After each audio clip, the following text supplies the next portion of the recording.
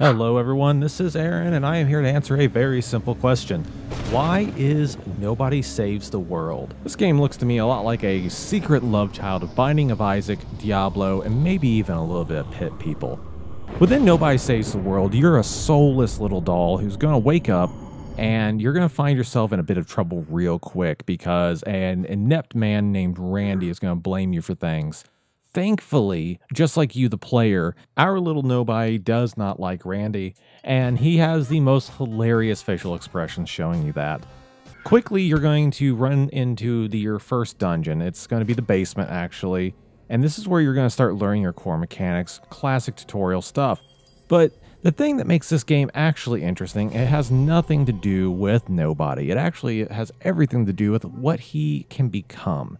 Your first thing you're going to become is a rat, and then branching off from the game, you're going to discover tons and tons of different little soulless, eyeless beings that you can transform into, each one with their own powers, abilities, and ways of fighting. They're all going to have uses. They are all going to require things of you as well. The way it works is that you have to use the class to unlock the other ones. Depending on what class you're looking at, you're also going to be able to access different areas of the map, as well as tackle some of the more annoying enemies within the game. One thing that you encounter pretty quickly is what they call warded enemies, and these little suckers are immune to all types of damage except for one. You have to hit them with that to break their little shield, and then you can murder them proper. Now, in terms of your gameplay, it is definitely a very Diablo-esque thing. And what I mean by that is that it is 100% about the crawl. And anyone who has played Diablo or similar games knows what I mean, the dungeon crawl. The entire point of this game, literally the whole point, is to wander to an area, find a dungeon, go inside said dungeon, and murder literally every single thing in there so that you can get the loot out of it. Most of the time, this loot is just going to be money.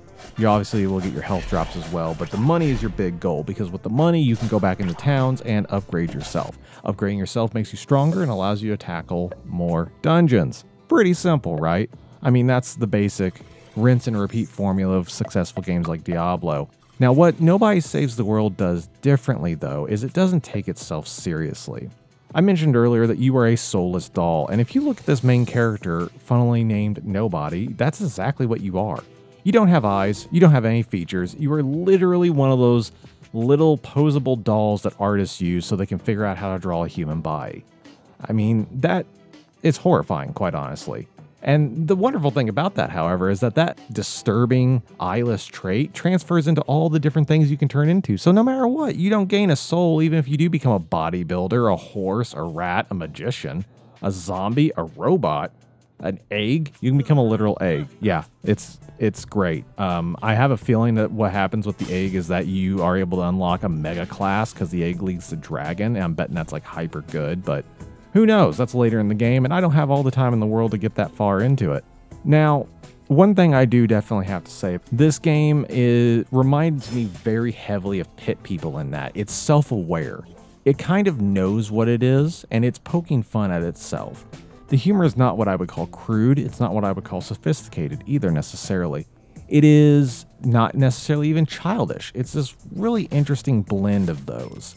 And it makes it to where the game can be a simple joy to experience the different characters and their goofy little stories. One of my favorite quests that I ran into is where you have to go back to a certain town to do a news article on a guy, right? And he doesn't want to answer the questions because he's shy and he's a beginning adventurer and blah, blah, blah, blah, blah. He's a loser. So what you decide to do is you're going to answer it for him. And you only get like 2 options for each question, but basically what you get is you either A, answer it like a normal person would, or B, you tell the actual truth. And I, of course, chose to tell the truth because it turned into the funnier option, but you can tell the story in any way that you want, and it allows for no tangible differences from what I was able to see. Although I have this sneaking suspicion that later on in the game, based on what kind of story you told, you'll encounter that adventurer again and he'll have some kind of witty retort to you because of it. But that's neither here nor there.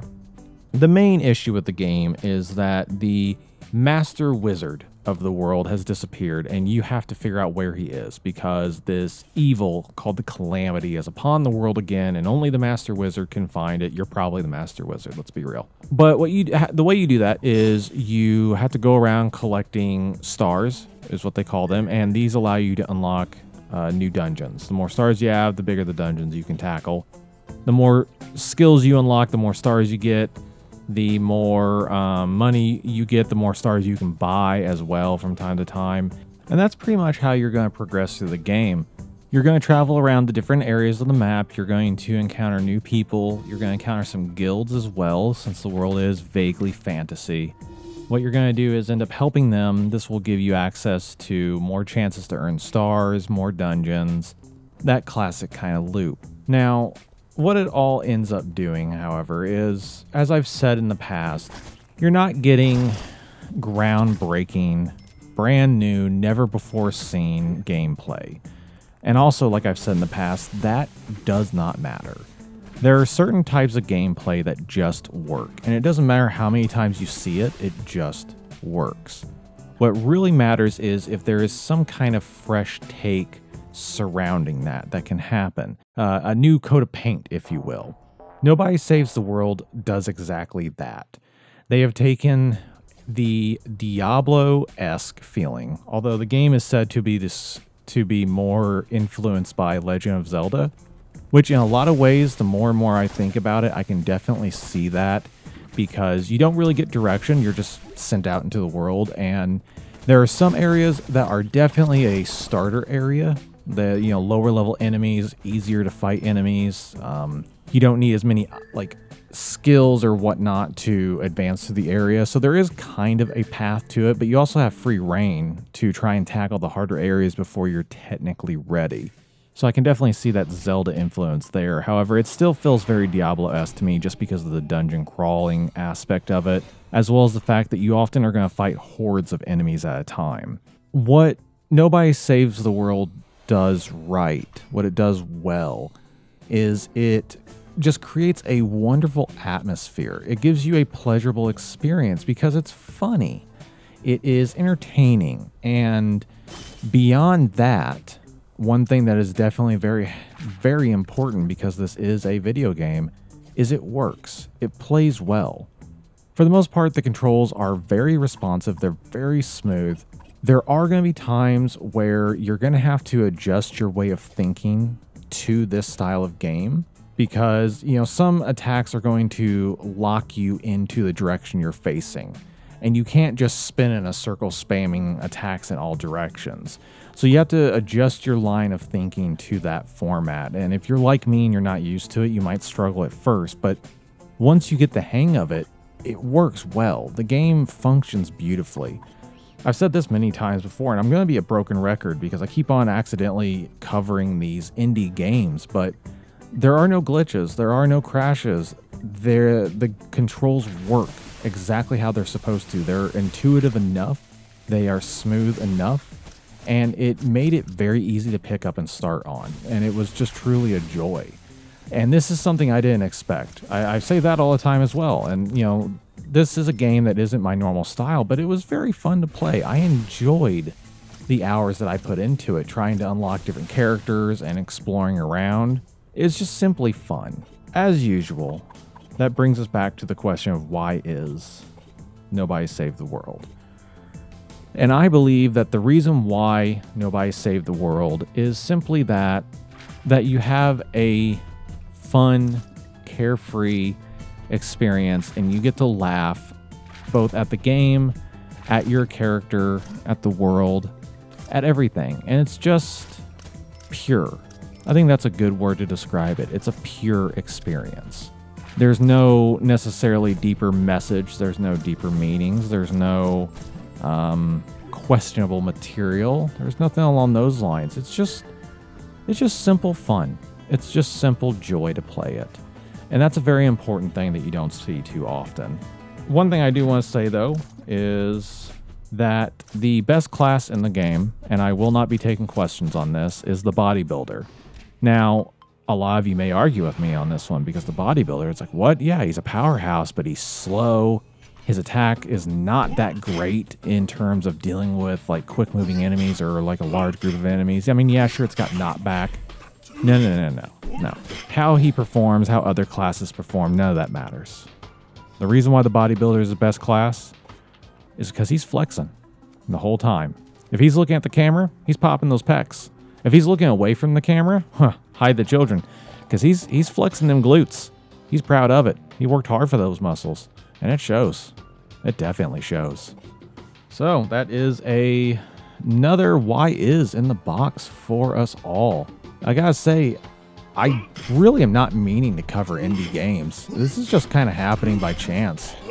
I'm enjoying it, don't get me wrong. As I've said a few times, indie games are a lot of times the best source of gaming. Way better than anything AAA will ever put out or ever think of.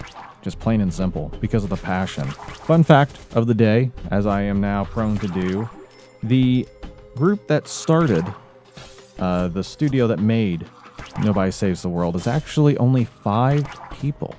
It started with 3 people who got laid off by the company they were working for, and they decided, you know what, screw this, we're going to start our own company. Then they did a little bit of hiring around, getting a senior artist, things of that nature, and boosted the company up to 5. So 5 people made Nobody Saves the World. They are currently all working at a little studio called Drinkbox Studios.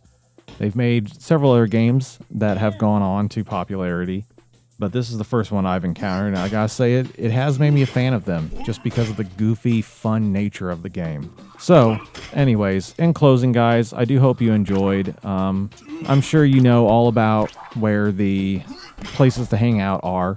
I certainly would love to meet some new people and talk about these different games and anything else that they want to talk about. Either leave me a comment or hit us up in the Discord and join the group of friends, because that's all we are. But in closing, guys, behave yourselves and go play some games.